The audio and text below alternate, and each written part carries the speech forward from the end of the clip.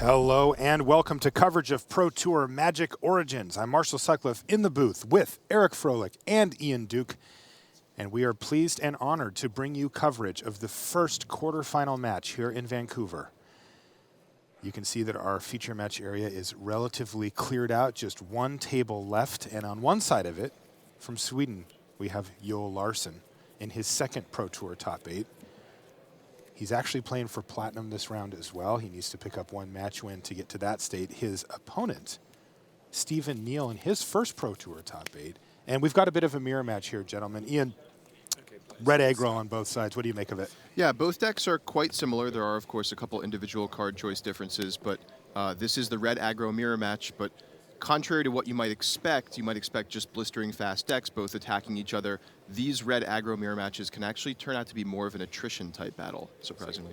Yeah, Eric, did you guys take a look during your testing at these red decks and see what was there? Yeah, definitely quite a bit. Red got some really powerful new tools from Magic Origins. Abbot of Carol Keep is a 2-mana 2/1 with prowess that basically allows you to use the Chandra ability of the Planeswalker, you know, a great card advantage engine that can potentially draw you a card. And then we have Exquisite Firecraft, which is a 4-of in a lot of these red decks. Just another way to deal 4 damage, only costs 3 mana. And if you have Spell Mastery, which just takes 2 burn spells beforehand, this thing can't be countered. So really powerful new cards from Origins, and definitely, you know, some build-arounds that we see in a lot of these red decks now. Yeah, we're already pretty deep into this game, in fact, here, as Neal Larsson has used a Fiery Impulse to take out, I think, a Zergo or something on the other side, which looks like it's just gone.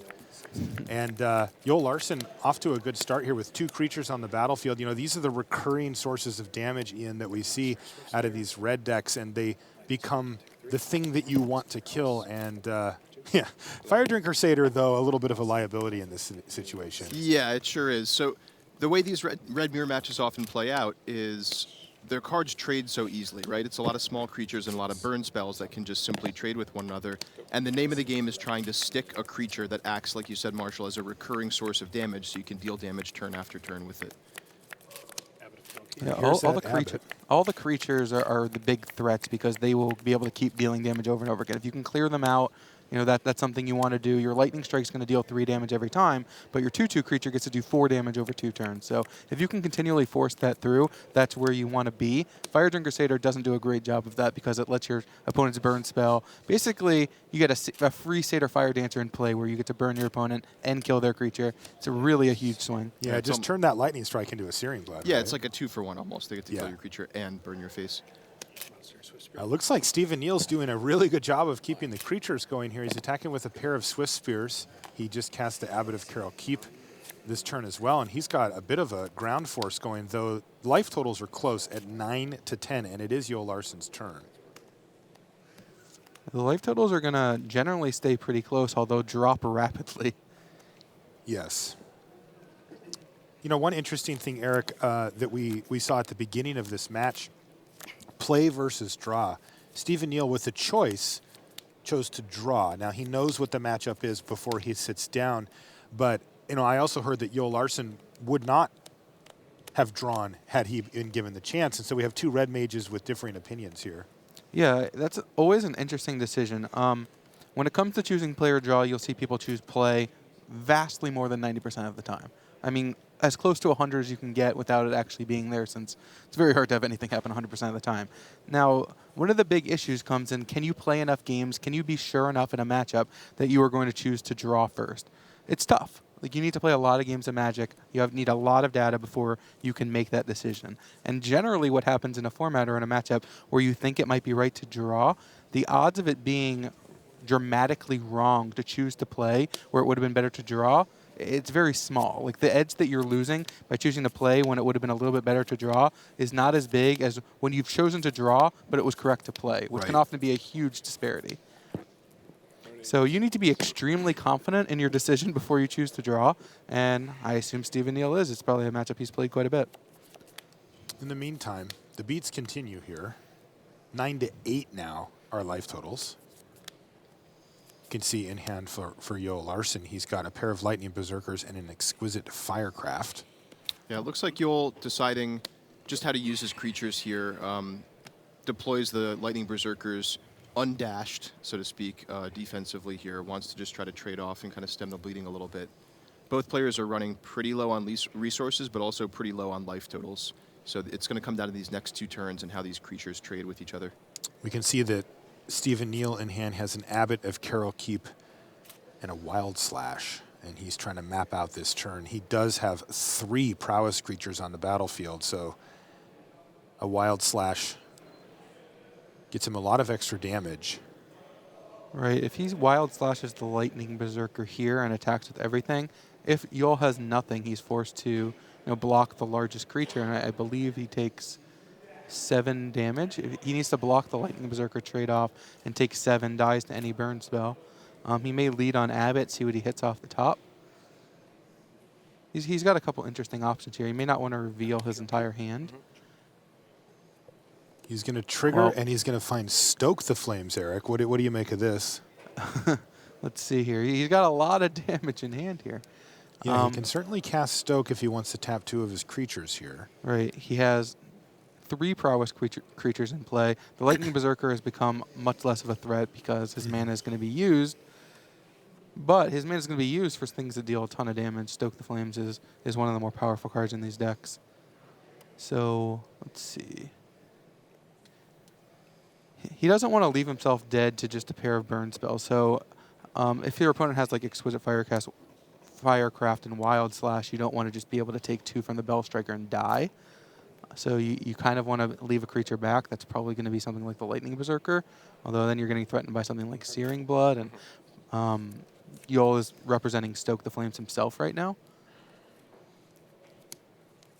Okay, so Stephen Neal's decided to attack with the Abbot and 1 of the Monastery Swift Spears. So he's leaving up both Stoke and Wild Slash, having 3 creatures available plus 2 mountains. So 6 damage at the ready here. Yeah, and all his spells at his disposal. This is lethal if he goes for it.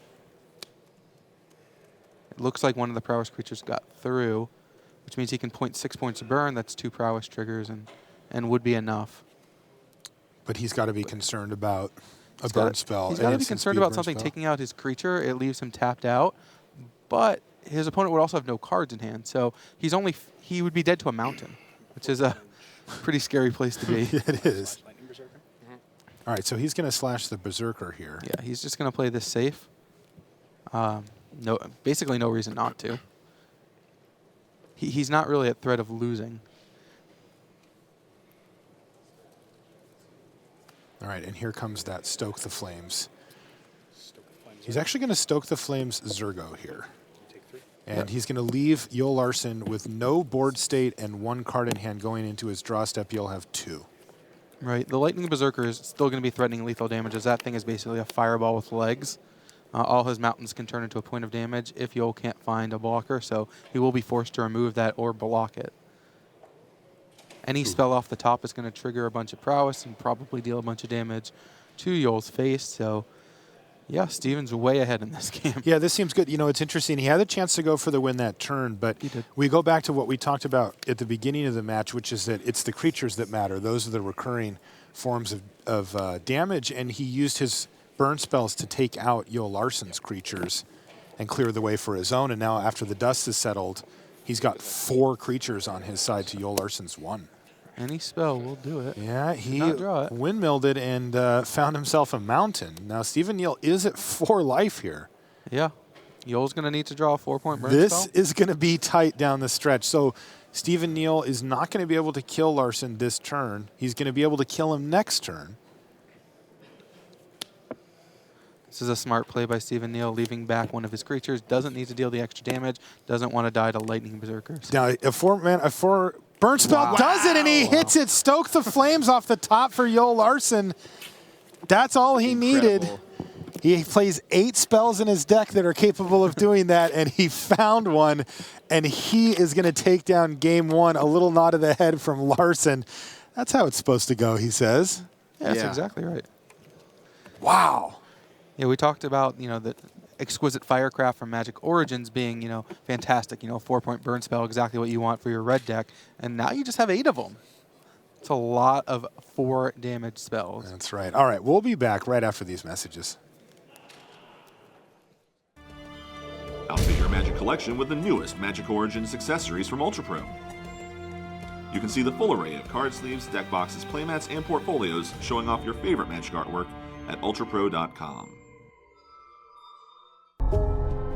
The battle for Zendikar is coming to PAX Prime, and the Eldrazi are taking over. Join us for a special 1-hour Battle for Zendikar preview show hosted by Ashley Birch and featuring the Wizards of the Coast R&D team as they pull back the curtain on Magic's most exciting fall release ever.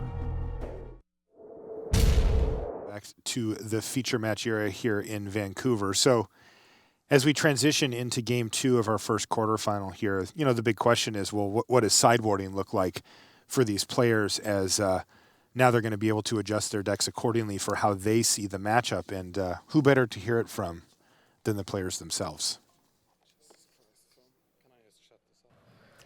All right, Steven, tell me what you're going to do with these 15 sideboard cards after game 1 in this matchup.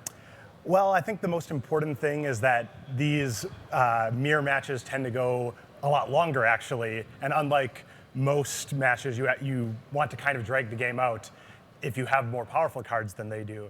So really what I want to do is lean on Thunderbreak Regent as sort of the mirror breaker. So it's 4 power, it flies, it's really hard to actually deal with. So he's going to have to spend spells to deal with it. And I want to make sure that I have access to it and can cast it, essentially. So Thunderbreak Regent's a big one, and then Outpost Siege is the other one. Because if the games go long, you set that to cons, you get an extra card every turn, and if you're drawing 2 cards, they're drawing 1, all spells are 2 or 3 damage, so you're eventually going to win that game. So I want to bring those cards in. I want to make sure that I have access to the 4th Searing Blood. Again, one of the best cards in the matchup, kills almost anything on their side and deals damage to them. And Magma Spray is another great card. Cheap removal, anything that costs 1 mana you want to bring in. And similarly, Molten Vortex. You can play this on turn 1, get it down underneath an Eidolon, and almost any creature they play, you're going to be able to burn it without costing you a card, costing you damage. Obviously, there's a little bit of tension between 4 mana spells and the Molten Vortex, but all of them are so good in that matchup that you're willing to run the risk of that tension. Okay.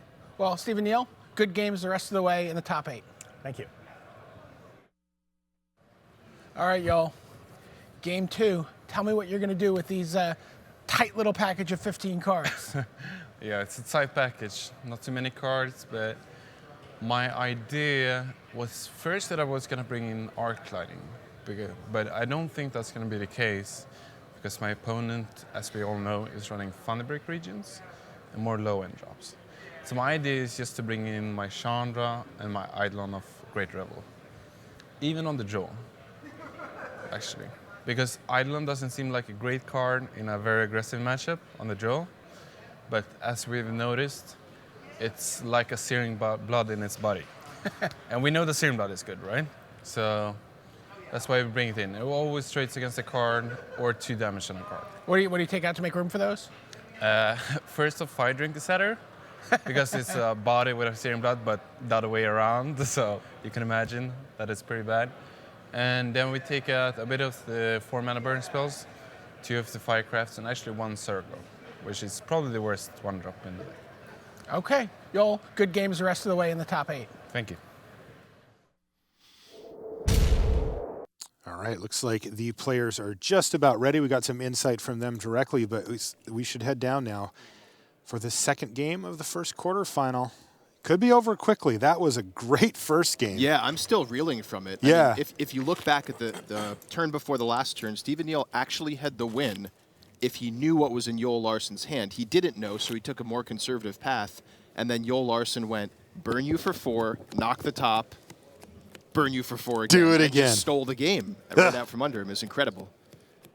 Yeah, Steven still had lethal damage with Yoel having just the Firecraft in hand. Yoel actually had to draw that 1-drop, and it has to be one that can block. It can't be Fire Drinker Crusader, it can't be Zergo, because the Lightning Berserker was going to present lethal. So the Firecraft was going to have to kill Steven's Lightning Berserker himself, because that represented 5 damage alone, 6 with the mountain he ended up drawing, and Yol drew exactly the 1-drop he needed, Yeah. and drew exactly the 4.4 damage burn spell he needed. Crazy first game.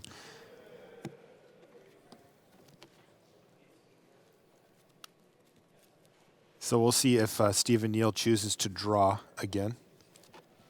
Yeah, really interesting point here. I mean, we've said sometimes these red deck mirror matches can come down to attrition, where you're just trading cards one for one.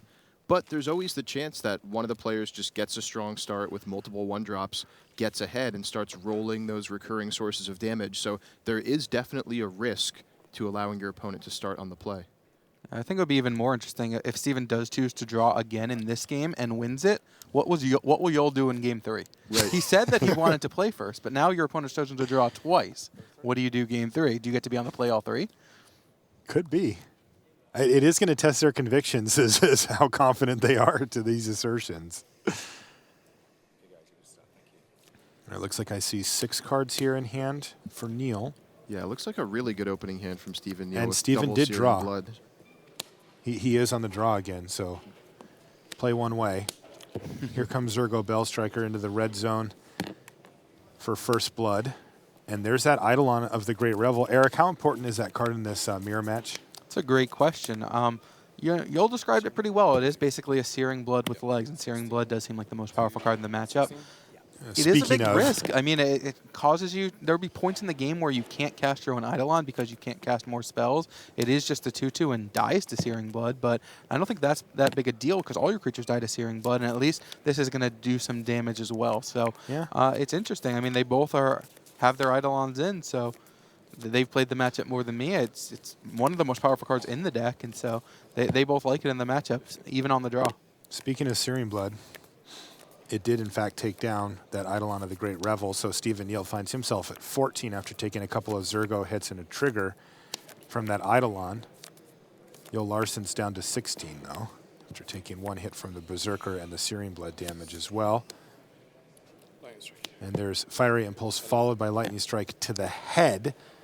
Yol Larsson drops Stephen Neal down to 11 and now attacks for 2 more, so he's down to 9. His life total is falling like a raindrop here. And this is a little bit of what I was talking about earlier with the risk of putting your opponent on the play. Stephen Neal tried to hit his 3rd land drop there with an Abbot of Carol Keep, failed to do so, and that Zergo gets in yet again. So again, these recurring sources of damage start to really add up. Yeah, Zergo's already hit for 6. And here's a Lightning Berserker, which is dashed, and Yol Larsson is going to attack with both. Yol almost forgot to pump Lightning Berserker before blockers could be declared. Steven reached for his Zergo Bellstriker, and then Yol kind of realized, oh, pump. That's right. Remember, Zergo Bellstriker can't block creatures with power 2 or more. All right, well, it looks like Yol's going to pay the price here for moving all in on the Berserker, as the Wild Slash is going to kill it, but Zergo's still getting in there. Stephen Neal does find his 3rd land now. Can he turn this game back in his favor? Right now, Yol Larsson has 2 cards in hand. He's got another Zergo, which is just kind of rotting in his hand, but he does have one of the best cards in his deck, Stoke the Flames, as well. With Stephen Neal at 7, he is very close to advancing to the semis here. Yeah, but Steven's got a lot of damage in his hand, too. I mean, this Lightning Berserker, as we mentioned before, Walking Fireball. And this is 4 points right here. He's got the Searing Blood. He's going to wait till combat because you don't want your opponent to play another Zergo. Yeah. So might as well get the benefit of that legendary rule. And now's the time for Searing Blood. So Larsson's down to 7. He drew a mountain this turn. He's got that Stoke the Flame still in his hand, but now we're evened up at 7 life apiece. Larsson's going to be able to replace the Zergo, and that's it. Yeah. Right. It looks like... oh, this is going to be close. It looks like Stephen Neal's plan of drawing first. Oh, he just drew Stoke the really Flames. well here for him. Stoke the Flames doesn't actually help because he needed a land. He needed a land. A land would allow him to pump the Lightning Berserker to force Yol's hand of using a Stoke on it and leaving him safe on actually getting burned out. Oh, man. Wow. So now Stephen Neal has 2 Stoke the Flames. The win is within sight. Right. But Larsson is just forced here to Stoke end step and tap the top again, right? He's got a lot more outs this time. Searing Blood, Yeah. Stoke the Flames, Lightning Strike, Exquisite Firecraft. That's a lot. Okay, he's gonna. It looks like Neal's gonna start things off with an Eidolon, and he's not even gonna attack. This is gonna signify Stoke, and here it is. Yo Larsson fires off Stoke the Flames. Can he do it again? Oh, he's found an Abbott. He gets to peel again, and it's a mountain. It's too late. Wow. I don't judge. All right, so now what's happened here is Steve and Neal, a little bit late, perhaps announcing the trigger. Revealed my card, played it, and then he says trigger. So I think it's too late. Okay, I just want to make sure I understand. You cast this spell, and then Now, this isn't relevant to the outcome of the game, right? Neal just gets to go stoke you, untap, stoke you. Yeah, that is correct. Okay, so it looks like Steve and Neal dodged a bullet this time. He wasn't able to in game one. Larsson had a couple of peels at it here and couldn't hit. Well, now we get to see who chooses to play first. Yeah, What we're going to is get to Yoel gonna answer do? that question, Ian. And Yoel's pass the turn back, and Steve and Neal calmly says, stoke the Flames, targeting you, drop you down to 3, untap, draw my card for the turn, and repeat the process. Bang. And that's going to be it for game 2. Steve and Neal hangs on to win against Yoel Larsson and force a game 3. And I am curious about what Yoel Larsson's going to do. Is he going to play or is he going to draw? Yeah, Yoel said he wanted to play first. I don't know if things change after sideboarding. He got a little bit unfortunate there to draw. He got up to 6 lands. He also drew 2 Zergos, which he mentioned in sideboarding. He took out one of them. He only started with 3. So that was all the Zergos. Let's take a look at one of the more important cards in the matchup, Eric. We talked about it at the beginning of the match, Searing Blood. You know, a card that has seen some amount of play. It's kind of gone back and forth, but it does seem to be a critical card in the mono red deck and in the mirror match specifically. Yeah, totally. I mean, this is just an incredible card. Like, think about what this card does when you have Fire Drink Crusader in your deck. You know, it can deal up to 5 damage for 2 mana, but it can deal 2 damage to the creature and 5 damage to your opponent. That's how big a liability Fire Drink Crusader is. As both players have 4 Searing Bloods after sideboard. It is such a blowout. Yeah, I mean, it kills all the creatures in the deck, and it's a 3-point burn spell. It's already the lightning strike that you want to point at your opponent's face, and it also just takes a creature down with it. Like, yeah, this card is what you want to be drawing. Yeah, and Ian, we were talking about how the creatures are so important in the matchup, and we've seen already in this match a few times lightning strikes have just been aimed at the opponent's head, right? Just, lightning strike your face, and this one effectively tacks it on to removing one of the key components of the matchup, a creature. Yeah, and not only is it like card advantage, so to speak, and what I mean by that is you get to take out a creature, which is, 1 card for 1 card, and also deal 3 damage to the opponent's face, which is also generally worth a card in these matchups. That's 2 cards right there. It's also a huge tempo swing, right, where you can effectively be burning your opponent while dealing with their creatures at the same time, while putting on pressure with your own creatures. And I think that's a big part of why Steve and Neal won that second game, was because he started with 2 Searing Bloods in his hand. So he was able to kind of defend himself early while still pressuring Yoel's life total, and then turn the game around with the 2 Stoke the Flames. Now, one of the creatures that we saw pop up was Zergo, Bell Striker, the mini version of Zergo. And, it's kind of a weird card, right? Like we had that interaction of, I'll pump my Lightning Berserker too because of what Zergo can't do, which is block creatures with power 2 or greater. He's also got dash for 1 and a red. Where does Zergo fit in this deck? Is this an important creature, Eric, do you think, or is this just kind of another red 1-drop that fills out the sheet? It's a decent creature. It's not amazing. You're not really looking to block. That's not the style of deck you're playing. Although the times where you want to block, you probably really need to block because you're taking 6 damage from a Lightning Berserker and you can't. Monastery Swiftspear, I'm sorry. Monastery Swiftspear is the really important 1-drop. It comes down with haste, deals damage immediately, and then it allows you to keep firing off burn spells, possibly just killing your opponent's creatures, but still dealing extra damage. It kind of turns each of your burn spells closer to a Searing Blood itself. So that's the really key 1-drop. And Zergo being legendary and not being able to do quite as much as some of the other cards, it's powerful, but not quite as integral as some of the other cards in the deck. And we did see some of that awkwardness there where Zergo really wanted to block one of those games. Also, there was 2 Zergos, 1 in hand, that couldn't be deployed as a threat. We got to see all the lowlights of Zergo in that one. We kind of did, didn't we? All right, looks like the players are set for the third and deciding game here in our first quarterfinal match between Joel Larsson and Stephen Neal. I just want to see who plays the first land, who's on the play. I am curious too. We'll agree to disagree. Indeed. Joel Larsson. I said it was enjoy. You would, he's on the play. Oh. Even Joel forgot. I'm not used to choosing to be on the draw. He did change his mind, though. Yeah. It could be a post-board thing, too, though, right? He could have decided game one he wants to be on the play.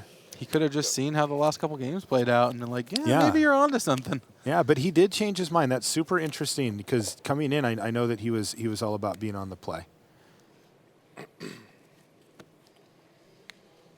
All right, well, the Zerg father has shown up. Yeah, I He's mean, ready to Zergo, ring the bell. we saw, like I said, the low lights of Zergo last game, but we also saw a deal. I think 8 damage Joel did with In game one? Zergo. No, last game, right? Oh, sure. Like, Zergo did a lot of work. It just wasn't quite enough work. Right. And Wild Slash is going to dispatch of a Zergo. Here's a Berserker, though, to follow up here for Stephen Neal. Yeah, Stephen Neal realized that Joel Larsson did not Wild Slash his Zergo on turn 1, so that he can now deploy Lightning Berserker and force Joel Larsson to spend at least 2 mana to answer it. Which he did with a Searing Blood, the ideal 2-mana answer here. Yeah, Steven has no actual follow-up plays besides burn spells, so this actually makes the Eidolons much stronger. There's nothing actually threatening Joel's life total, so this is going to have to be dealt with a burn spell itself. And so it's going to deal max damage, basically, the Eidolons now. All right, Monastery Swift Spear he's going to lead off with. That's going to get into the red zone for a point of damage, and then the Eidolon's going to be the follow-up play, and Stephen Neal has no choice but to use a Searing Blood on it. He'll take 2, Joel will take 3. That was a Things lot of will damage. die. And Stephen Neal really looking for a mountain off the top here to play Outpost Siege. He instead drew another 4-drop. He drew a Thunderbreak Regent. Now, in the sideboarding special we saw from Stephen Neal, he said, very important, he's bringing a bunch of 4-drops, he's bringing a mountain. But on the sideboarding guide that we got of what he actually did, it does not say that he brought in that mountain. Okay, well, here it is. Thunderbreak Regent, which does not care about the Eidolon and dodges most of the burn spells from Joel Larsson. This is just a very tough threat to deal with, especially with some of the 4-point burn spells coming out of the deck. All right, he's going to play it with Dash and offer a trade here. Joel taking a couple damage just for dashing his creature in. And no blocks from Stephen Neal. He wants to keep his dragon on the battlefield. And Larsson's going to pump for the full amount here, dropping Stephen down to 9. Yeah, even dealing this 5 damage here, he took 2 himself, which is a reasonable amount of damage. So here's the siege. Stephen Neal has a vested interest in making this game go as long as possible. He's going to name Khans, so at the beginning of his upkeep, he's going to exile the top card of his library. He can play it. He's going to have to trade off with the Lightning Berserker this turn should Joel offer that again. He just can't take this much damage. I mean, he can't cast spells with the Eidolon in play. Be interesting to see if Joel attacks with the Eidolon. Yeah, he does as well, because he knows the Lightning Berserker is almost a forced trade here, given how low Stephen Neal's life total is. Now, Stephen had this option last turn. Should he have taken that? And anticipating that this would happen again this turn? Tough to say. He may have thought that he'd have another turn holding back the Eidolon, where Joel Larsson would not commit the Eidolon this turn, in which case not trading last turn makes sense. Given that Joel is attacking with the Eidolon, he may now be wishing that he had traded the previous turn. Also, he had a lot of great draws. He had, Wild Slashes, Lightning Strike, Searing Bloods, Magma Spray, all a bunch of things that deal with Lightning Berserker and may Time Walk, quote unquote, a phrase we use a lot, where Joel's going to have to take 2 damage to play the Berserker, attack, pump it 3 times, and then just get it removed. It really is going to put Joel in a tight spot. And it's possible that Steven's best play last turn was to just pass the turn and basically represent one of those things. Yeah, by tapping out, Joel Larsson knows that he now gets to attack with the Eidolon as well. Yeah, Steven's got himself in a really tight spot now. Yeah, he's down to 9. Larsson's at 13. He does have his board set up nicely with the 4/4 Flying Dragon and the Outpost Siege, but it's all about the here and now. Also, if he drew a land last turn, what he could have done was play the Outpost Siege and still represented all of those 1-mana cards, which at the very least means that like the Eidolon really can't attack. It's a really bad spot where you're going to lose both your creatures and your opponent has a Siege and you have a Thunderbreak Regent. But now, Yol's just free to go nuts, basically. Yeah. And terrible for Neal is that Eidolon is still on the battlefield. Stephen Neal falls down to 7, so he's going to have to commit a card to take care of that. Notably, Joel Larsson held back, did not play his Abbot of Carroll Keep last turn. Given the game state here, how late into the game we are, he wants to get maximum value out of it by saving it until the next turn, when he has mana available to play whatever he draws off of it. Yeah, he also knows that Steven's going to have to deal with his Eidolon right away, and so taking potentially 4 extra damage off the Abbot is not necessarily what he wants to do, but certainly what he would do if he had to. All right, the Abbot of Carroll Keep from Stephen Neal finds a mountain. Ooh, but Joel Larsson found something better. He found Stoke the Flames. Oh. I assume he's going to Stoke Stephen Neal, although he's risking taking a lot of damage from his Abbot. The problem is you can't let this game go long against this Outpost Siege. Yeah. Oh, and he had a follow-up too, so even better. Follow-up Zergo Bellstriker, so he's got 2 lethal threats. There's a Lightning Strike off the top for Steven, and now the question becomes very simple. Can Steven kill Joel Larsson using his card advantage before Larsson finds something to do a single point of damage? Yeah, I mean, he very nearly has lethal if the Abbot goes unblocked this turn between Lightning Strike and the Stoke in his hand. It's not quite enough, though, so he's going to have to deal with those creatures. Should have played the Zergo Bellstriker before the Stoke and used that to convoke, so at least he has a blocker up. It's not a major thing, but it is a misstep that does potentially leave Stephen Neal with the door open to win the game should he have had the right hand. Let's see if Joel Larsson gets punished here.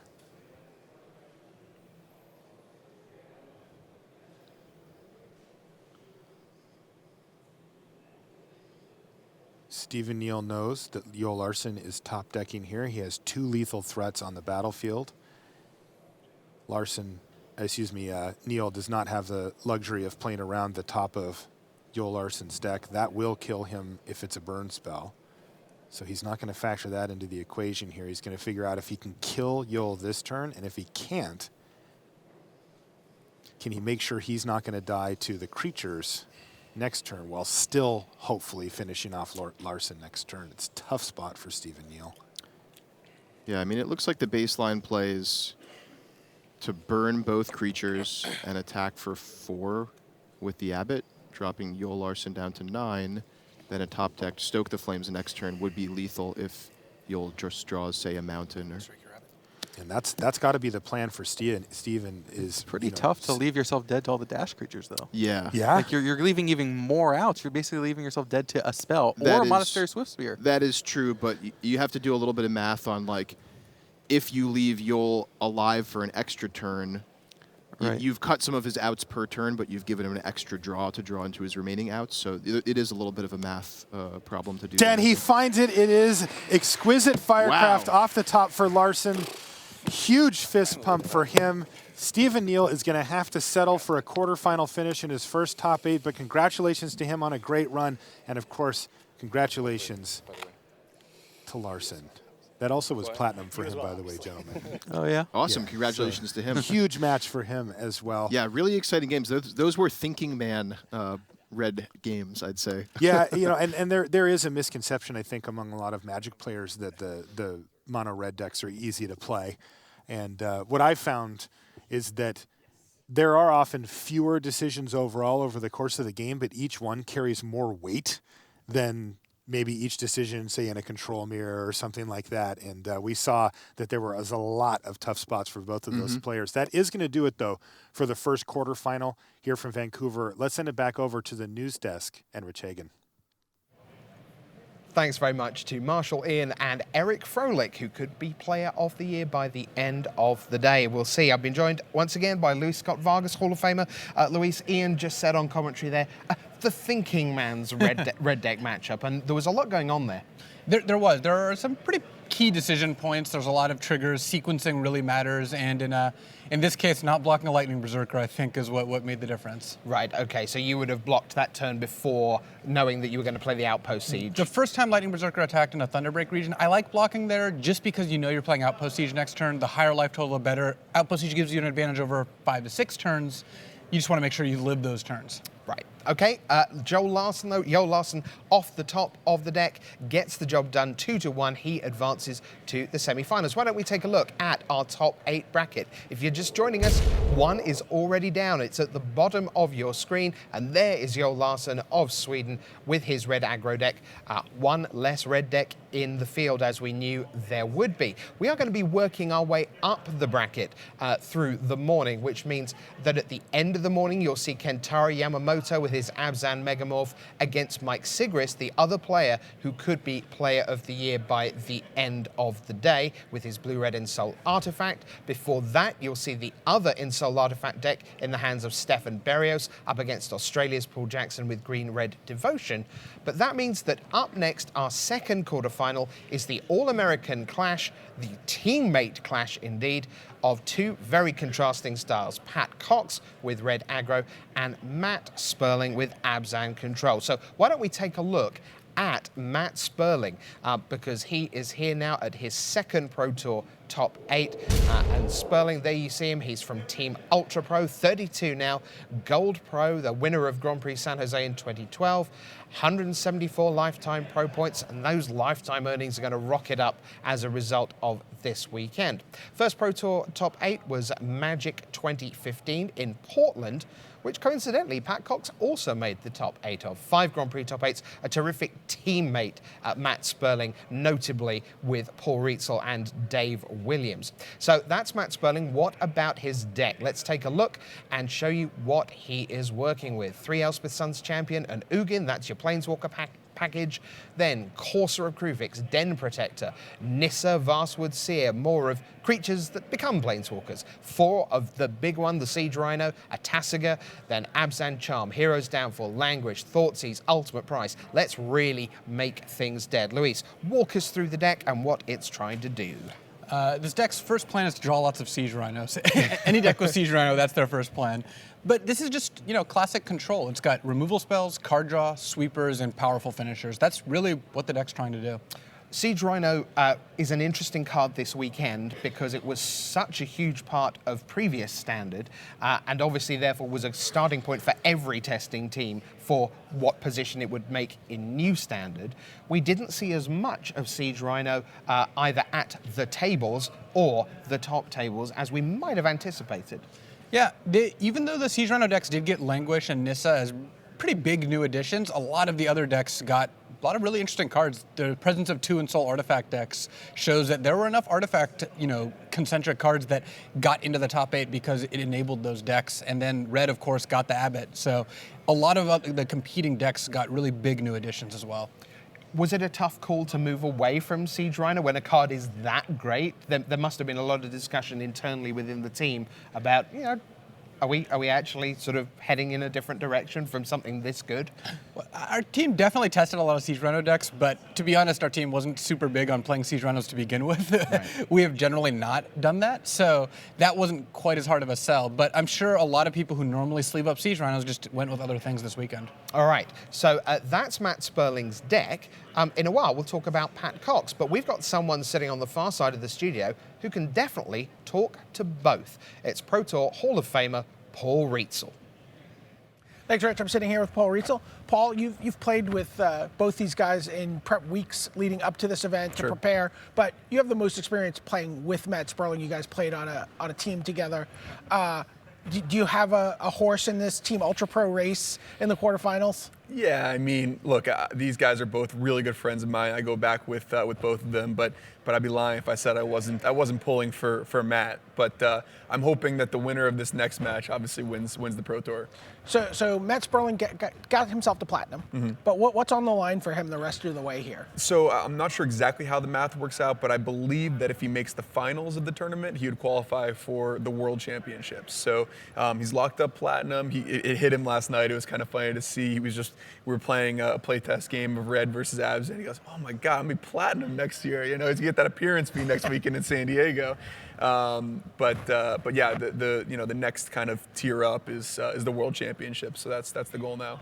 And of course, on the other side of the matchup for Pat Cox, this is a huge match just in terms of the quarterfinals because it's the difference for him between gold and platinum. Yeah, there's a lot on the line. You know, this is the situations that happens all the time on the Pro Tour where you have two friends playing against each other and it's super high stakes, and we're all going to be watching with kind of bated breath, and someone's going to win and someone's going to lose, and it's going to significantly impact their next Magic year and their Magic future. So it's going to stink to see someone lose the match, but we'll be excited for whoever wins it. How does this match play out in your mind? You know, it favors the player on the play almost regardless of whether it's pre or post sideboarding. Pre-sideboard, the red deck is set up pretty well to beat the Abzan deck just naturally. The Abzan deck has cards like Abzan Charm and like Elspeth and Hero's Downfall that are maybe not the most efficient, whereas once they go post-sideboard and they can really kind of focus their deck. So I like I like Pat to win game 1. I like Matt to win game 2, and then we'll see what happens. But Pat will be on the play in game 3 right. if it plays out according to your script. Right, and I would guess him to be a slight favorite overall in the match, but certainly Matt can win, and if he breaks serve game 1, Matt turns into a huge favorite. Okay, Paul Rietzel, thanks a lot. Sending it back to Luis and Rich at the news desk.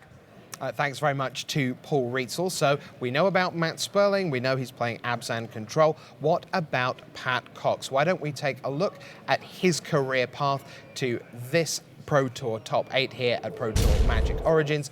There you see him, 31-year-old, again, Team Ultra Pro, of course, gold level pro, and a year ago he did this exact same thing, coming in and trying desperately to claw his way through a big finish at the last Pro Tour of the season to claim gold. He's done it again.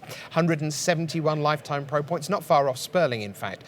Similar lifetime earnings. This is his third Pro Tour top 8. Pro Tour Nagoya in 2011 was his first, and like Sperling, 2015 Magic 2015 in Portland last year was his second Pro Tour top 8 appearance. Here's his third, 6 Grand Prix top 8s. And Luis, someone you know incredibly well.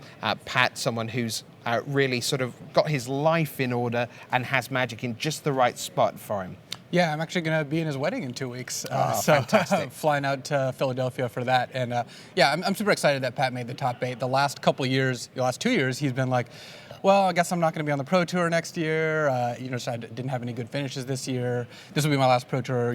What can you do? And then he just top 8's the last Pro Tour, and now he's playing for Platinum. That's right. If Pat Cox wins this match, he will be Platinum. So more than just tens of thousands of dollars on the line, a whole year's worth of Platinum status.